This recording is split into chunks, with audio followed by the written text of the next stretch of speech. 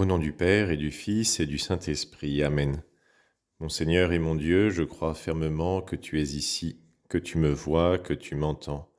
Je t'adore avec profonde révérence.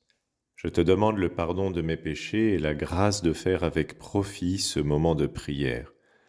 Ma Mère Immaculée, Saint Joseph, mon Père et Seigneur, mon ange gardien, intercédez pour moi. Nous sommes encore tout illuminés par la résurrection du Seigneur que nous avons fêtée hier. Oui, le Christ est vraiment ressuscité, il est mort pour nous, il est ressuscité pour nous. C'est la plus grande joie de l'année, on peut le dire, de l'année liturgique, la résurrection du Seigneur, parce que par sa résurrection, le Seigneur nous ouvre les portes du ciel. Le ciel nous était fermé jusqu'à la résurrection du Christ. Les morts, même les justes, même les saints de l'Ancien Testament, n'allaient pas au paradis, ils allaient dans un lieu où ils attendaient l'ouverture du ciel. Et voilà que Jésus, par sa mort et sa résurrection, ouvre les portes du ciel, c'est-à-dire du bonheur éternel pour nous. Nous allons enfin pouvoir accomplir ce pourquoi nous avons été créés, c'est-à-dire être avec Dieu, le louer à jamais et être rempli d'un bonheur inexprimable et qui s'approfondira toujours, que nous ne finirons jamais de contempler, dont nous ne finirons jamais de profiter. Voilà ce que le Seigneur a fait par sa résurrection pour nous. Il nous a ouvert les portes du ciel. Mais, dans l'histoire, au moment où il est ressuscité, personne ne l'a su sur le moment qu'il était ressuscité. On dit que sans doute le Seigneur a réservé sa première apparition à sa mère, la Vierge Marie.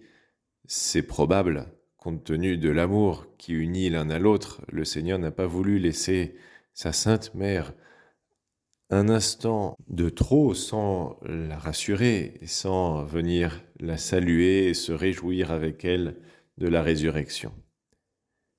Il y a d'autres femmes qui étaient auprès de Jésus, au pied de la croix, des femmes qui ont eu le courage de rester fermes au pied de la croix, alors que la plupart des apôtres s'étaient enfuis, tous, à part Saint Jean.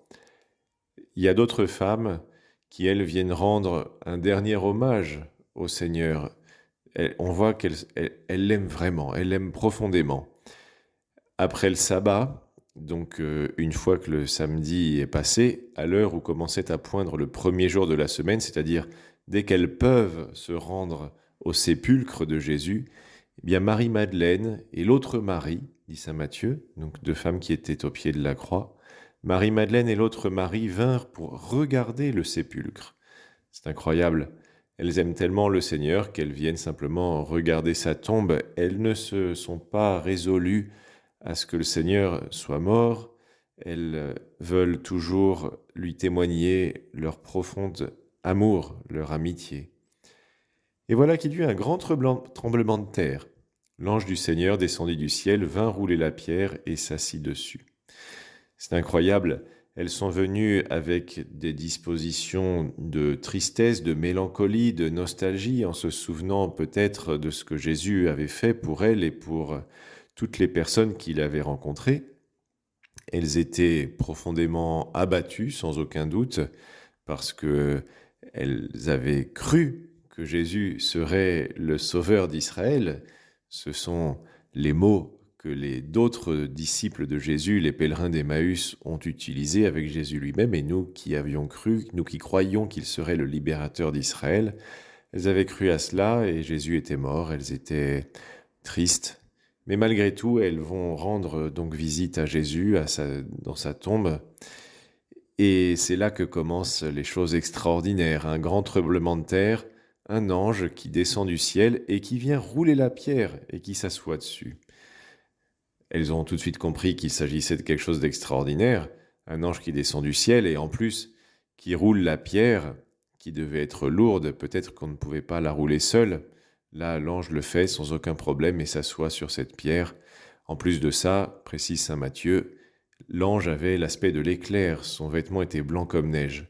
Donc elles savent qu'elles sont face à un être, un ange, un être surnaturel. Les gardes, eux aussi, parce que vous vous souvenez qu'il y avait des gardes devant le tombeau parce que les princes des Juifs avaient demandé à Pilate de placer une garde devant le tombeau pour pas que les disciples viennent récupérer le corps et dire que Jésus avait ressuscité, était ressuscité. Donc il y a des gardes placés là par les princes des Juifs.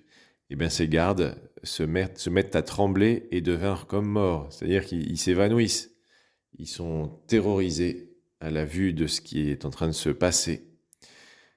Alors l'ange, lui, prend la parole et dit aux femmes, donc Marie-Madeleine et l'autre Marie, « Vous soyez sans crainte, je sais que vous cherchez Jésus le crucifié. » Voilà, c'est beau de voir qu'il connaît les sentiments de leur cœur. Elle cherche Jésus le crucifié. Et toi et moi, eh bien nous aussi cherchons Jésus. Cherchons Jésus le crucifié. Jésus a été crucifié, c'est quelque chose d'important. Et nous aussi, nous le suivons sur ce chemin. Mais c'est un chemin qui ne s'arrête pas à la croix. C'est un chemin qui se poursuit jusqu'à la résurrection. Nous aussi, nous ressusciterons avec le Christ si nous le cherchons, si nous cherchons Jésus le crucifié. Voilà ce que dit l'ange aux femmes. Il n'est pas ici, car il est ressuscité comme il l'avait dit. Et oui, souvenez-vous que Jésus avait dit qu'il ressusciterait. Jésus n'est plus dans le tombeau. Venez voir l'endroit où il reposait, dit l'ange. Regardez vous-même, il n'est plus là. Elles sont vraiment témoins de la résurrection, ces deux femmes. C'est les premières à entrer dans le tombeau et elles voient que, alors qu'il y avait une grosse pierre qui a embouché l'entrée, eh bien Jésus n'est plus là, lui qu'on avait déposé mort. Elles se souviennent encore du cadavre du Christ. Et quel va être leur rôle à Marie-Madeleine et à l'autre Marie ? Eh bien, ça va être d'être des apôtres d'apôtres. L'ange leur dit, « Allez dire à ses disciples, il est ressuscité d'entre les morts, et voici qu'il vous précède en Galilée. Là, vous le verrez. Voilà ce que j'avais à vous dire. » Le rôle de ces deux femmes, c'est d'appeler les apôtres. C'est d'être donc apôtres d'apôtres, comme on l'a dit à l'instant, et c'est même comme ça maintenant que Sainte Marie-Madeleine est fêtée. On dit Apostola Apostolorum. C'est l'apôtre des apôtres, celle qui annonce la résurrection du Christ aux autres apôtres. Un rôle magnifique qui fait d'elle une des plus grandes saintes du christianisme. Et elles sont toutes bouleversées, les deux. Vite, elles quittèrent le tombeau, remplies à la fois de crainte et d'une grande joie, et elles coururent porter la nouvelle à ses disciples. Donc elles n'hésitent pas un seul instant. C'est-à-dire qu'elles reçoivent une mission de Dieu à travers l'ange, et elles l'accomplissent à l'instant. Il est intéressant de lire ce que dit saint Matthieu. Elles étaient remplies à la fois de crainte et d'une grande joie.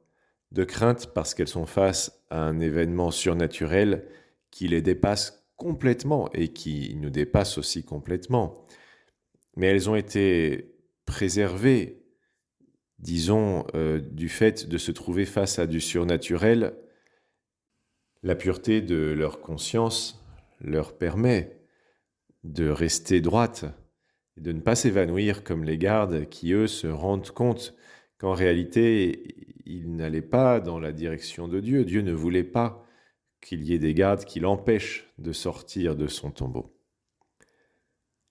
Elles étaient donc à la fois craintives et éprouvaient une joie proportionnelle à la tristesse qu'elles avaient connue peu de temps auparavant en voyant Jésus souffrir et mourir sur la croix. Une profonde joie parce que celui qu'elles aiment est vivant. Il y a une hymne qu'on lit le jour de Pâques, la victime pascale, où on pose des questions à Marie-Madeleine. Dis-nous, Marie-Madeleine, qu'as-tu vu en chemin ? J'ai vu le sépulcre du Christ vivant, j'ai vu la gloire du ressuscité, j'ai vu les anges, ses témoins, le suaire et les vêtements. Le Christ, mon espérance, est ressuscité, il vous précédera en Galilée. Voilà le dialogue que cet hymne imagine, le dialogue qui a eu lieu entre Marie-Madeleine et les disciples qui lui demandent ce qu'elle a vu. Nous aussi, nous sommes appelés à devenir les témoins de la résurrection du Christ, à dire autour de nous, de la façon bien sûr la plus opportune, le Christ est ressuscité, cessez d'être triste, car Jésus est vraiment ressuscité, il est venu vous sauver, il vous donne les moyens d'être heureux. Ayons recours à la Sainte Vierge Marie, qui nous aidera, nous aussi, à proclamer la résurrection du Christ. Je te remercie, mon Dieu, des bonnes résolutions, des actes d'amour et des inspirations que tu m'as communiquées dans cette méditation.